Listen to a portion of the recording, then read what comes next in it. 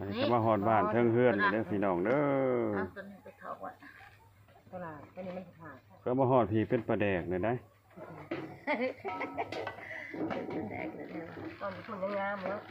เต้นแซวๆอยู่ ไม่ใช่จะไล่หาโน่นดอกไปกินนางเรื่องนี้นะ ตัวมาใหม่ๆนี่ แล้วกินก่อนเนาะ โอ้ยังคาหล่ออยู่พอตัวมาใหม่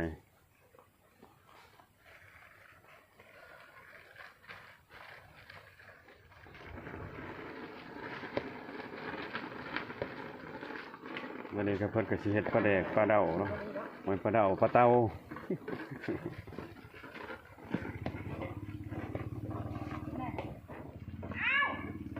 นะ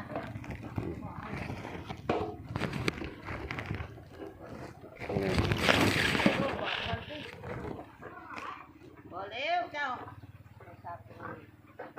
ไปพักโทรศัพท์ไปใส่เบิด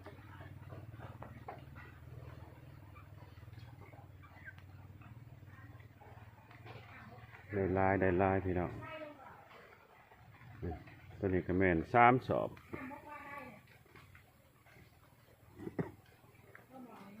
สดๆตัวนี้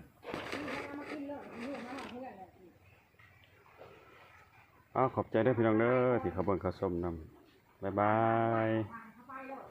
มีแต่ป้าอ้อยต่อย